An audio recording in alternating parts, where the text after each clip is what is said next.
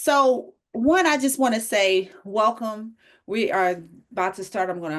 I got another camera going. So, one, I want to just thank people maybe trickling in, but I'm going to get started. Usually we stay to the hour framework of the workshop. So, one of the things, so one, I just want to say thank you. I'm just coming off some other stuff and I want to just get myself grounded and present and say thank you for coming. And the focus of this webinar is going to be on partnering and networking for the future of STEM education. One of the things I am very aware of is the need for networks and partnerships as we think about the future of STEM education. So I just want to say I'm just excited to have this opportunity to talk about and share some of my insights on how we can think about partnering and networking so that the future of STEM education is preserved. So, again, thank you for coming. My name is Dr. Ronnie Ellington, and I'm the owner and CEO of the Transforming STEM Network. And we're a network that is committed to joining together to transform the way STEM education is conceptualized, implemented, and evaluated.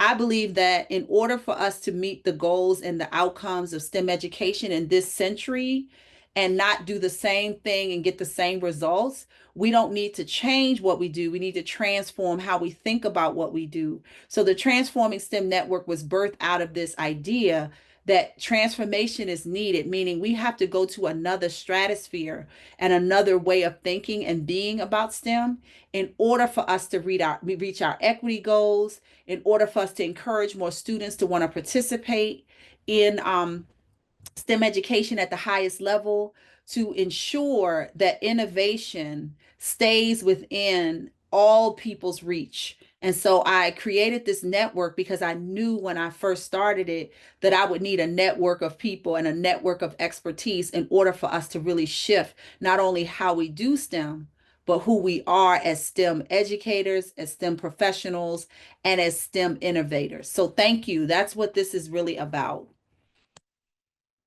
So again, for those of you who may or may not know who I am, I just want to give you a little bit of me. So like I said, I'm Dr. Ronnie Ellington, and I did a TED Talk. It was in like 2010 where I shared a little bit about my background, and I talked about being one of those students who was not predicted to be a math student, much less math educator, PhD. I was one of those students that when I was early in my career as a student, I was considered slow and I was put in slow classes. And then when I went to junior high school, I was shifted into gifted and talented and high achieving kind of programs, and it changed the trajectory of my career. So in those new programs and in those high achieving programs, I started to see myself as someone who could do mathematics and do STEM at high levels.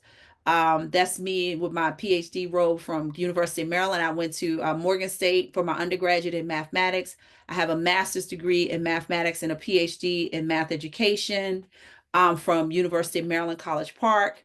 I'm currently not only the founder of Transforming STEM Network, I'm also a partner in Evoke Life, where we do transformational work for personal transformation as well as organizational transformation. I'm a professor at Morgan State University. I'm also the founder of this organization, and I just opened a boutique where I make people feel good, smell good, and look good. That's just my passion. I turned that into something. So I'm a multi-dimensional STEM educator and scholar, and I bring that multi-dimensions nature to my work. So that's who I am. And this is just a few of the books that I either edited or co-authored. And I have, an extensive publication record in the STEM education space. So that's just who I am. And why are we here? So I believe STEM education is in crisis. We've been talking about the leaky pipeline. We've been talking about the clogged funnel. I mean, I've seen so many analysis of this leaky pipeline or this very narrow opportunity. How can I say it? This the narrowness of STEM. As we move up the STEM pipeline, less and less people participate. Um, Only 8.8% of college students ultimately graduate in STEM disciplines. That number has been hovering about 5 to 10%, 8, 9% for the last 50 years. There's a growing shortage of STEM educators in schools, specifically schools that serve underrepresented students, serve Black and Brown students, who serve students of low SES. And that shortage of STEM educators is going to get worse. Everywhere I go, when I tell people I'm a math educator and I teach math education graduate students, they're always asking me, do you know somebody who can teach? You know, we're looking for math educators, we're looking for science educators. So this shortage is getting really problematic. And then of the teachers that are in the STEM pipeline, there's a high turnover rate.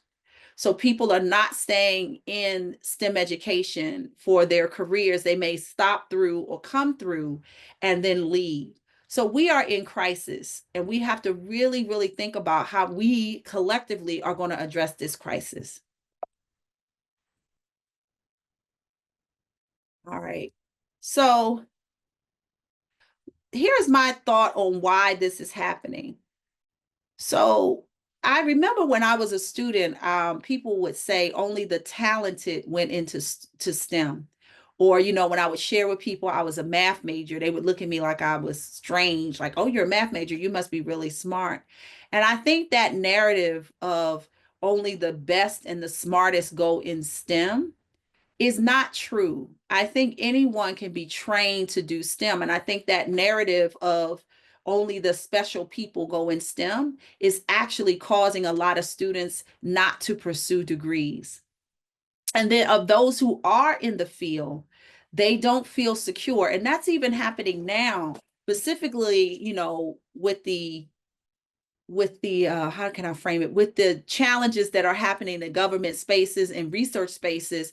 Many STEM professionals or STEM educators or researchers and scholars feel insecure about their job security, and particularly the fact that AI is on the scene. Many of our STEM professionals are feeling insecure. So what that means for the students coming up is going to even be worse, because they're going to feel like this may not be a field they want to go into.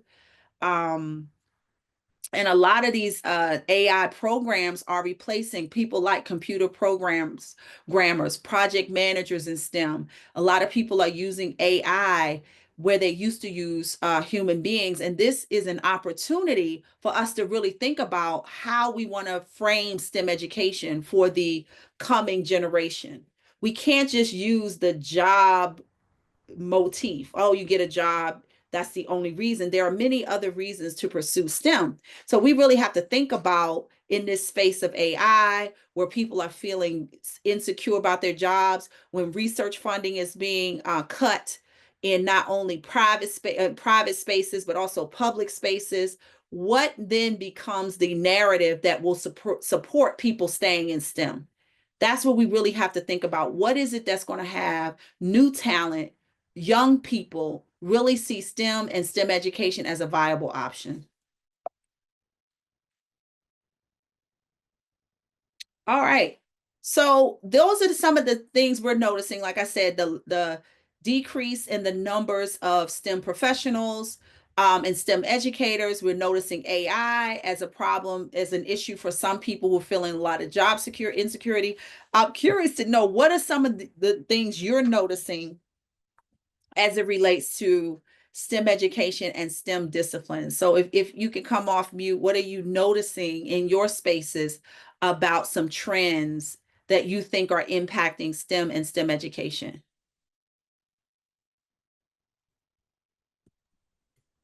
I'm not an educator, so I don't have like the educator's kind of view of it. But I know, I just from being in college and having friends, I don't really know anyone in STEM disciplines. Even when I was in college, it was pretty unpopular. I think I had maybe one person that I knew who was studying STEM, and I did notice a lot of them dropped out, like started Mhm. in like some type of STEM discipline and ended up in business. Yeah. So yeah, I did notice a lot of that. A lot of people leaving. Did you hear why? Like just the murmurings of why they said nah. Yeah, I think definitely in terms of like the support from the departments, I feel like it was a challenge for them because the educators weren't necessarily the best. It's a really challenging path anyway, but also them feeling like they didn't have the best educational support from their teachers in Mm. terms of being able to be successful. So I feel like a lot of people, like I heard one of my friends was just like, I didn't see a way for me to actually finish that degree successfully. So Mm. yeah. Yeah. Kathy, do you see some things in your spaces that is kind of alarming or just having you kind of Well, trending? I've heard similar things about like there are certain tracks like for STEM that take so much longer. Like if you Mhm. compare one major to another major, it is just like undeniably more time, more money, more tuition needed to like finish realistically at many colleges. And that was something that um, I think was definitely something that was apparent to me. And I went into STEM knowing that I wanted to be a pre-professional health like Okay. direction. And I had a very firm direction and very firm idea of like what I needed to check boxes and trying to meet all those STEM requirements and then also check prerequisite requirements that were outside of my major. It's like asking people who are in STEM to just carry a bigger burden. Like it's Right. already all those systemic things that people have mentioned, but also like a lot of people go into STEM because there may be other paths or other specific jobs that they're shooting for that may not even fit with Mhm. the box that they're being told to go into. Yeah.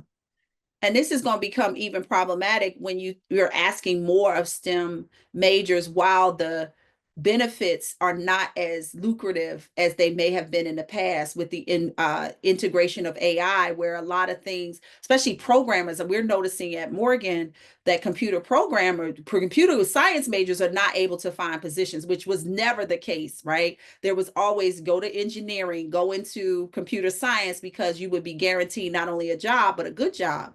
But some of them are struggling, especially new people, because they do all this extra work and then the job market may not be what they think it is. And that's another thing we're noticing. Even though we still want people to be in STEM, the question I'm always asking myself is why? If it's an added burden, and if there's not it, we're not as supported. I don't know if your experience, Kathy, but it was difficult getting through those STEM classes. What then becomes the narrative that we create for students to say stay in STEM or go in STEM? It's more work, less support, not necessarily the job security that many people used to go into STEM for. What then becomes our conversation to have students want to persist and achieve in STEM? That's the question that I'm asking. Even myself as a math educator, we need math teachers, we need science teachers, but I don't have a good argument to tell my math majors to go into education, for example. I mean, you love the kids, but loving the kids, is that enough to spend extra time in school, deal with hard courses, and then come out and make a marginal living? Right? So these are questions I think we as a network of STEM educators, of people who are interested in STEM, we have to really grapple with, because the narratives that worked even 10 years ago don't necessarily cut the mustard, particularly with this generation. And they're just not interested in doing more for less, or just sticking it out just because they think something may pay off down the road. We have to really think about not only what the benefits of STEM education are, but why should they stay? Like, what is the argument for them staying? So anyway, thank you for that. And you had a goal. Your career goal required you to stay. But just imagine if you didn't know you wanted to do that, or you just had an option that, I mean, you probably would have been like, that's nah.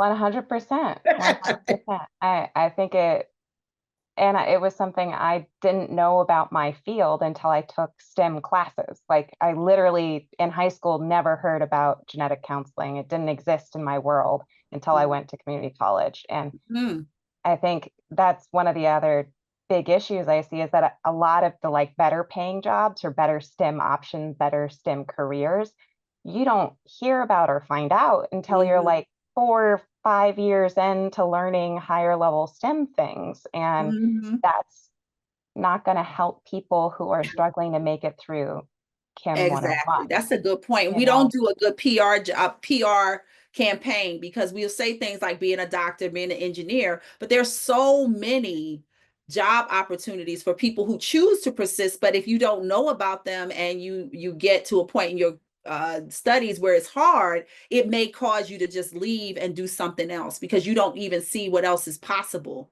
with this skin STEM degree. That's a good point. And I think and as I think about the next part of our webinar, which is what can we do collectively to really support people in STEM? We have to partner with organizations that know of different avenues and have them come in earlier to help them. But I'll get to that part. I do have some things that just really, piqued my interest about who we need to be partnering with so that these opportunities are exposed to students early on and not when they're 4 years in or 3 years in their undergraduate studies. So that's a good point. It's a good point. So one, I just want to say, one of the challenges, I was a math major, and I don't know if this is the same for people in other majors, but when I was a math major, I did a lot of things alone. I did have study groups, but my progression through STEM was very much an isolated experience. Like you would have study groups periodically, but the nature of the learning was very individual. What I would assert is that we must transcend and transform this siloed approach to STEM education. Even this notion of looking at mathematics different than science, different than technology, different than engineering, we must work together and build sustainable partnerships and collaborations in order for us to collectively say, well, what is it about STEM that we want to promote together? Right. So even as a math major, I had to take physics, I had to take chemistry, but I didn't necessarily know how those things fit together because they were in silos. So one of the things I think we need to think about is how do we partner and collaborate across the STEM disciplines and partner with people outside of STEM to really strategize about ways to keep people in the pipeline. It's no longer acceptable to keep ourselves in these silos, right? It's just not the way the world is now. I mean, everything is interdependent, everything is interconnected. Students have information in their palms of their hands. So we got to think about in this context how we can partner and collaborate to transform STEM education. So we got to work together to really inspire both students and educators to stay in STEM. And one of the things, like I said, I struggle with this, and I'm gonna be transparent. When I hear people say they have a shortage of math, science, and engineering teachers, I ask myself, why would they do it? Remember, I said, what is the elevator speech, if you will, for people to really stay? And sometimes I'm at a loss, right? I don't even know what to tell my young, aspiring math and science teachers or scholars what's in it for them to stay. And I think we have to I want to work with others to say, well, what do you tell your folks who are interested, say, in a scientific career? And Kathy, you mentioned you're in a particular field. Do you have a thing you tell aspiring students that has them want to come and be your replacement? I'd be at a loss. I'm like, it's a good job. I don't know, and even I really get stuck. So I think we have to work together to really build those narratives to say, oh, there are these other opportunities. Being a math and science teacher or being a professor or being a STEM workforce person has these benefits, and this is for you. But I think that narrative can't come from just one of us. I think it has to be a collective effort. And I think we need a new vision, right? The initial promise of job security and lucrative careers is less compelling because the reality is, I mean, I don't know about you guys, but I'm not rolling in the dough. I'm not Elon Musk. I'm not Jeff Bezos. I mean, I do okay.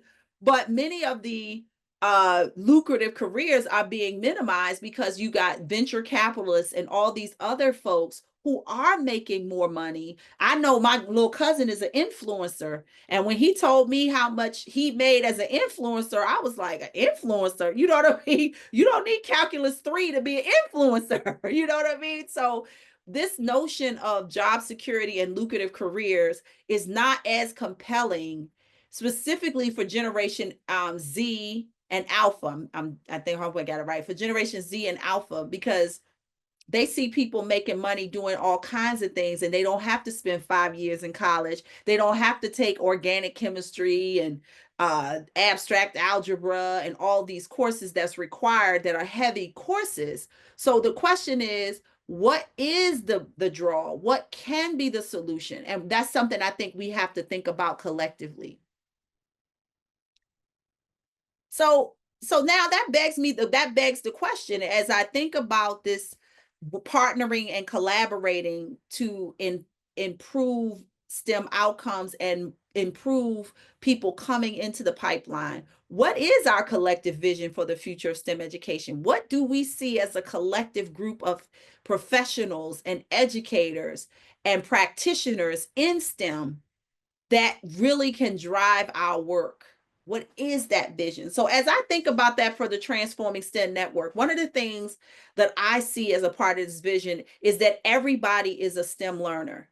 Everybody is capable of STEM learning, specifically math. People can do math. I never want to hear people say stuff like, oh, I'm not a math person. Oh, I'm not a science person. One of the things I see is a world where everybody sees themselves as a competent STEM learner. You know what I mean? And that's the first thing that I would like to see. The second thing I would like to see is STEM education being more normalized. I remember, I was a math and English major, and when I would tell people I was an English major, I didn't get the same responses when I said I was a math major. And what I noticed was nobody would say, "Oh, I just can't read," or "Oh, I'm just not a reader."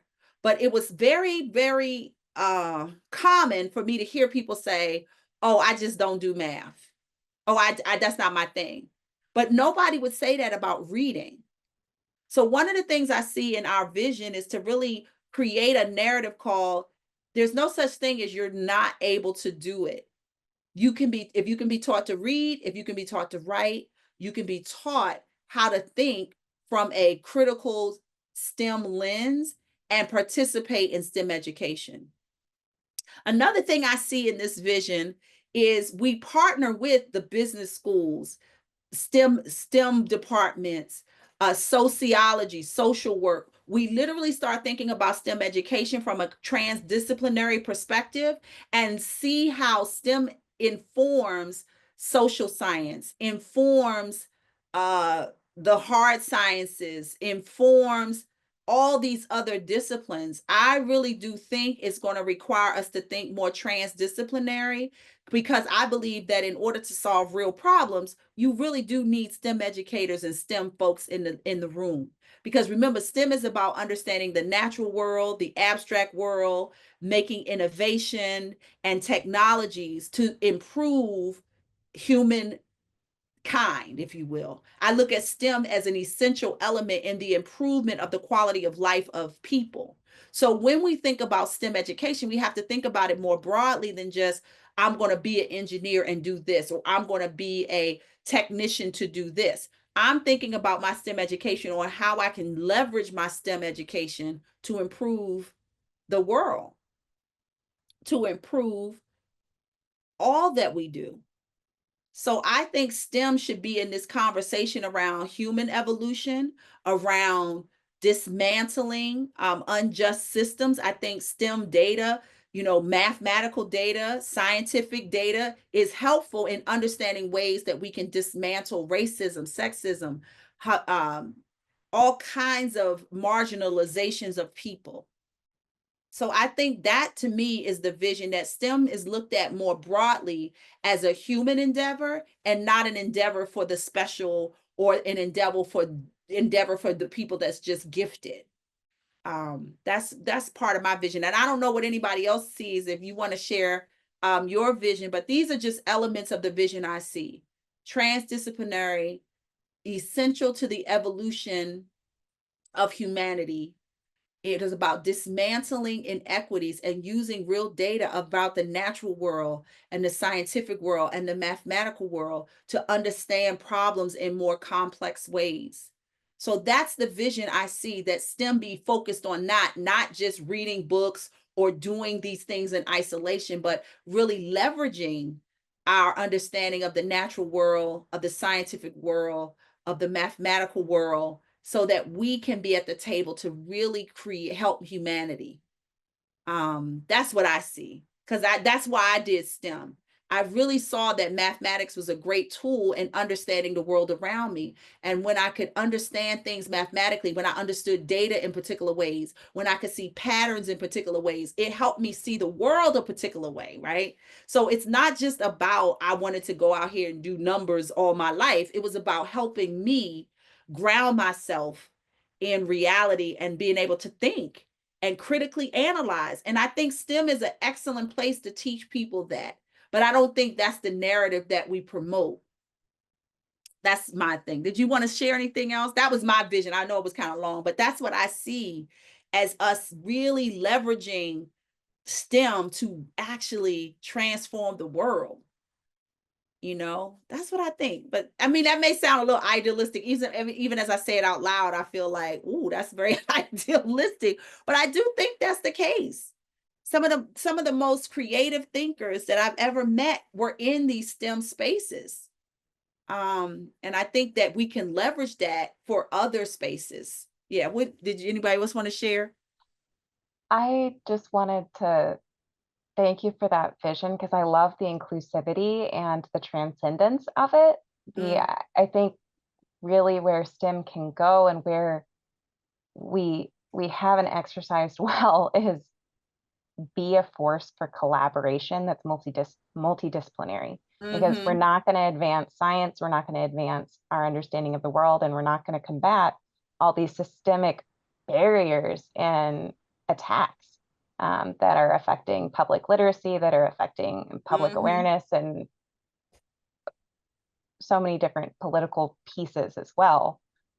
Where if people don't understand the numbers, they don't understand how to understand statistics and how stories are being shaped or Yep. framed in a way that takes advantage of their lack of numeracy or their lack of understanding of numbers and data, and trying to work more as a collective towards those goals. Yeah, and I think even as I think about, I've read Kuhn's Evolution of Scientific Thought when I was in grad school, and it really helped me understand that things are narrating by data. But if you don't understand where the data comes from, if you don't understand how narratives are built, how history is built on certain data points, and how stories are developed based on certain assumptions, if you don't have the skill, I think STEM is a great place to develop that skill. And then you have a populace that can be easily influenced by any data point that's thrown in there that may not have a logical connection to other points. And I think STEM folks that I know, they are very good at being able to go down the rabbit hole. Okay, what are the assumptions that this is built on? How did this idea evolve? And what is the story thread that's happening?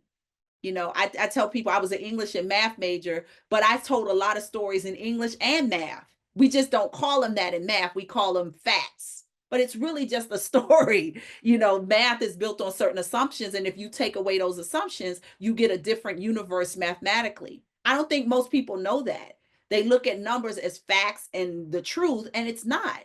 It really can be malleable. And I think STEM, we know that. Even science, you think about the evolution of scientific thought. Once people start questioning certain assumptions, you start getting an expanded view of the universe, right? So you went from, Euclidean geometry to hyperbolic geometry. Like there's all these ways we can see the world, but most people don't have that skill set. And I think if we can look at STEM as that, in addition to preparing you for a job, then people might be intrigued with what can I learn from participation in STEM, and how can I evolve my own understanding by pursuing STEM? And I don't think that's the narrative we put out there.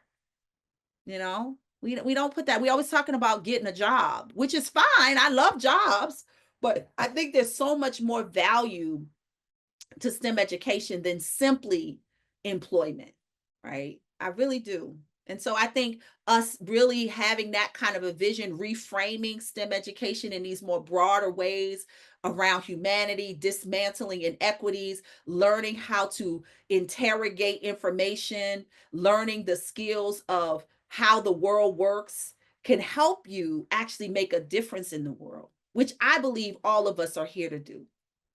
It's not just the social workers and the counselors that's here to save the world or to support, change the world. We all are, So anyway, so thank you for that. And that's my vision. And I'm very excited about that. And I think that vision cannot be realized in a silo.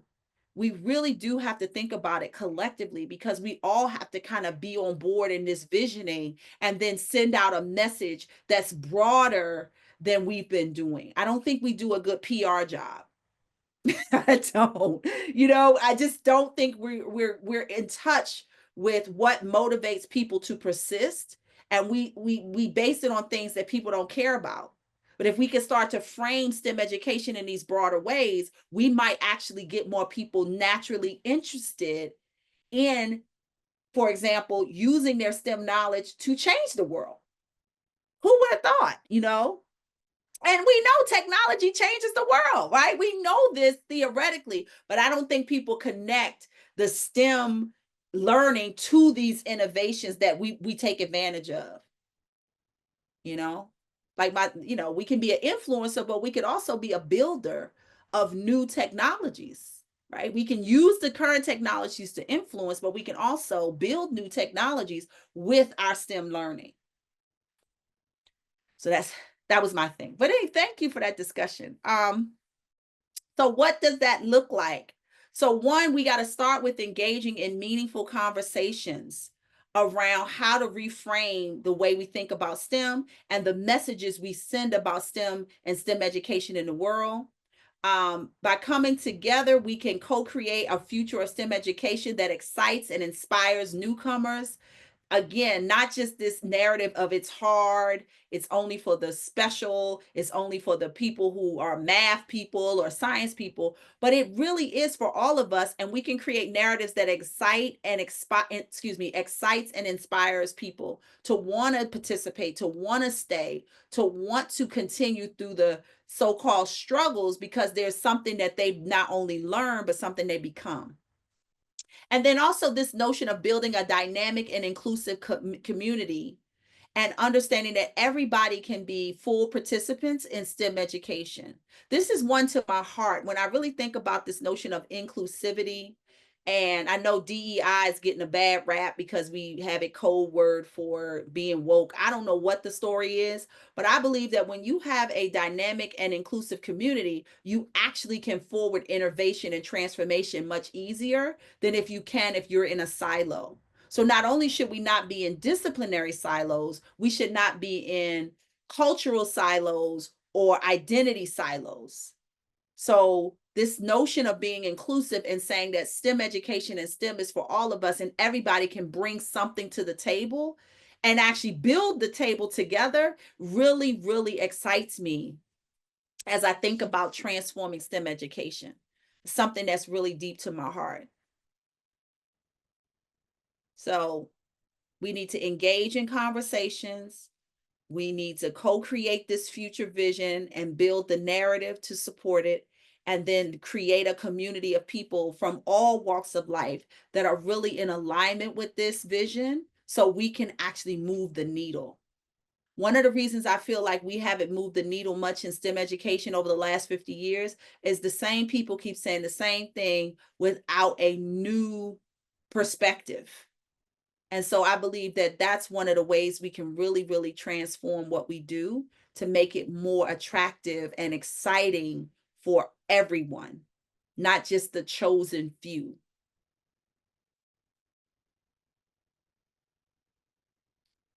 So I usually, yeah, so this is good timing. So are there any questions or comments that you may have? And again, this webinar is just a way to kind of open the conversation up. I plan to do other more strategic things to really start thinking about how we can leverage each other to build this community, to have these transformational conversations, to really create this vision and really play fully in this STEM education and STEM education space. But is there any questions or comments that are emerging from the audience that, could be, that you might have as we think about networking and partnering to transform STEM?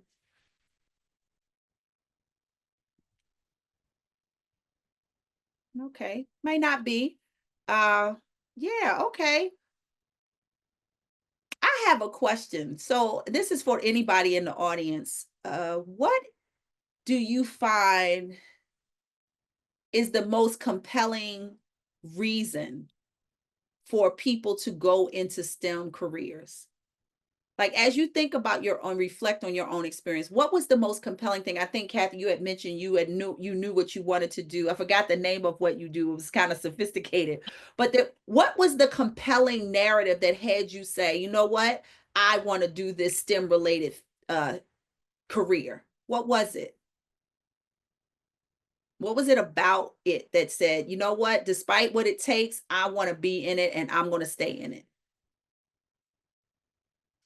I ironically, I'm a genetic counselor, and genetic counseling is about like taking STEM and hard science and being a communicator and Ah, like acting as a liaison between all the medical professionals, all the people who went to school for way too long, are super into STEM and who don't know how to talk to their patients and try and translate all of that information when it matters and when it's coming to the fore because of testing or potential testing or risk factors, or families wanting to understand their risks and understanding that there's emotions as part of that science mm, and emotions can matter, and how we yes.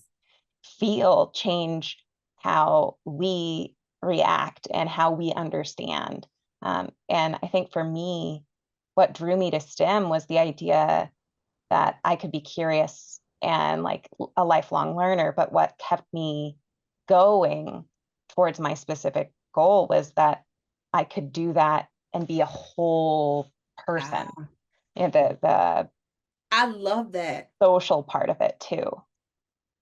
So part of the thing we have to really sit with, I love that because most times people think they have to choose their humanity or pursue STEM. You actually saw a way to integrate your own you with the pursuit of STEM. So you didn't have to sacrifice yourself to be in STEM. That's a good point. So we need to build on that because I think that narrative of you got to sacrifice yourself in order to stay in it is something that's predominant in the STEM space. It's almost like you got to like endure the hardship. Like, you know what I'm saying? It can't be an expression of yourself. It's like almost like a diminishing of yourself to stay in it.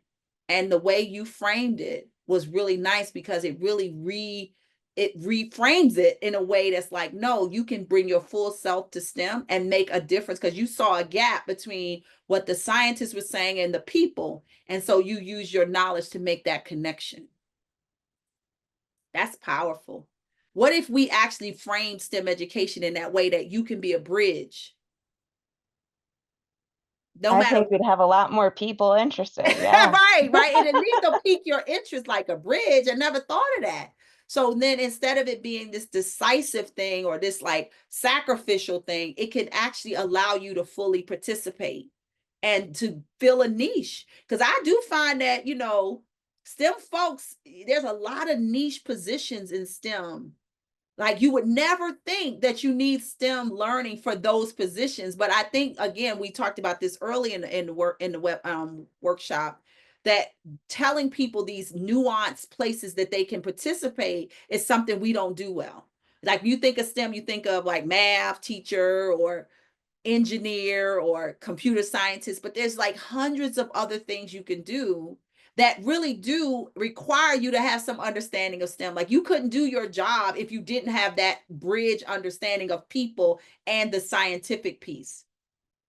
What if we talked about that more and encourage people to bring their care for people into STEM? Like I can care for people in a way that maybe I didn't think about. So that's a big one. I'm gonna think about ways we can actually start thinking about that humanity piece with the STEM piece. That's a big one.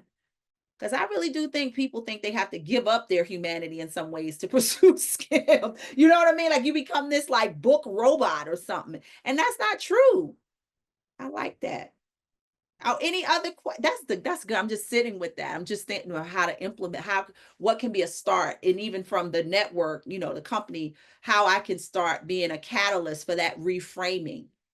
Um, anyway, I'm just gonna think about that. What can I offer or create that could really help be a bridge for this STEM pursuit and our humanity? What's that connection? I like that. I Any other wonder, questions? Yeah.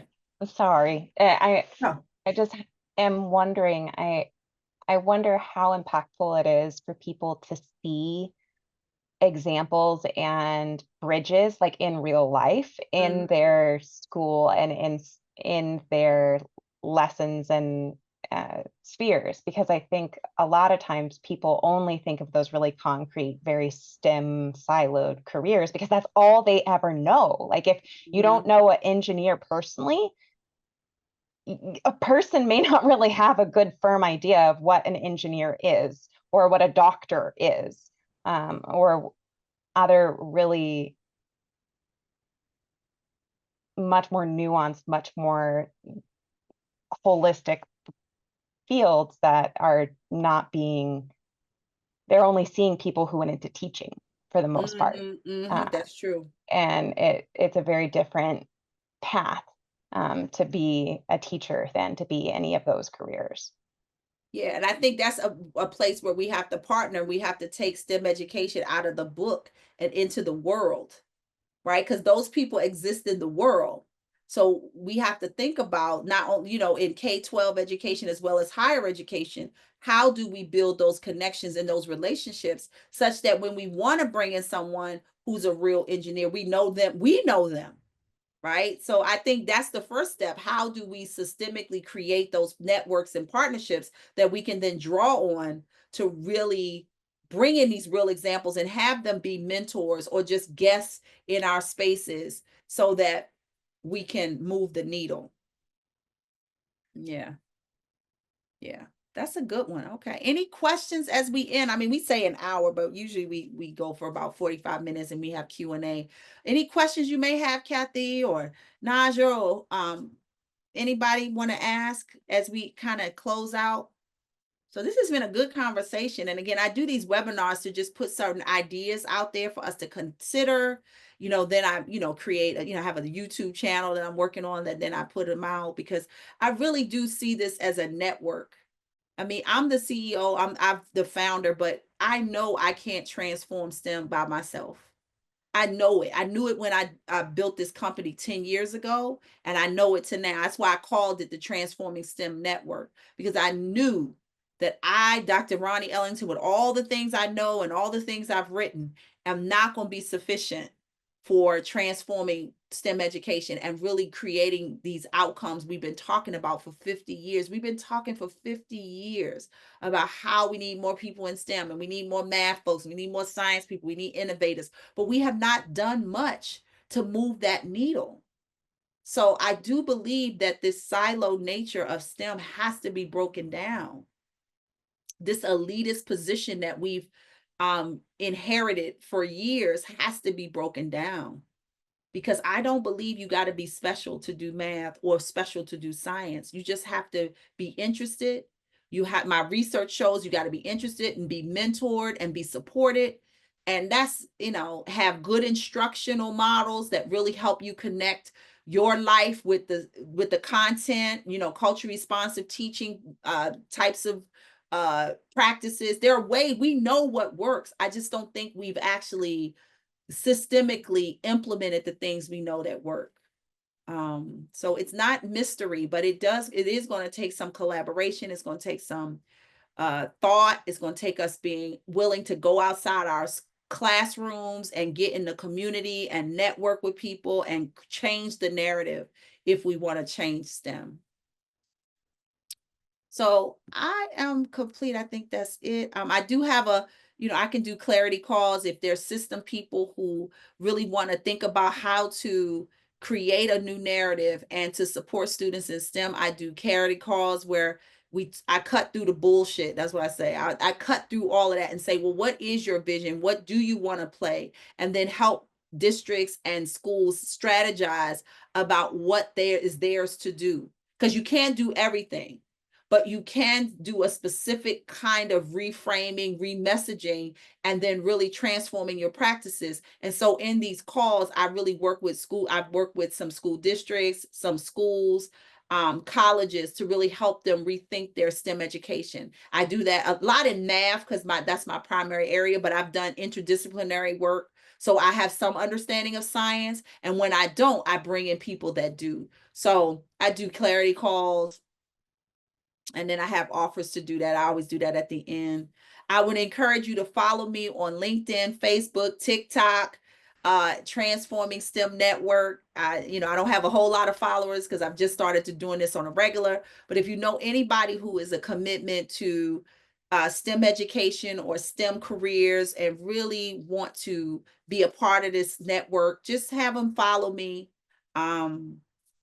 And that's, I got to put this up there. I'm on LinkedIn, Facebook. I'm on TikTok. I didn't even know that because I have someone. I'm on TikTok. I think I'm going to start doing a TikTok because I heard those are good to do. So I'm on TikTok and YouTube. We are building a YouTube channel. And my goal for the next year is to just build the network, get more and more people not only aware of the work we do, but willing to participate.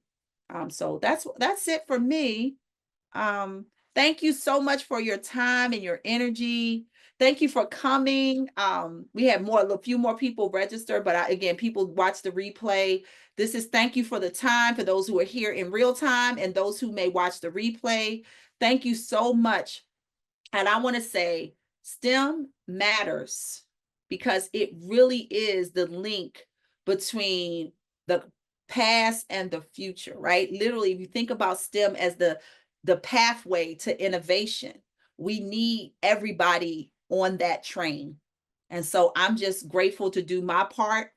I have a small part in that because I do know that if we get more people participating in STEM, we're going to actually have a better world. At least that's my idealistic vision and version of the future. So again, thank you. Thank you so much for coming.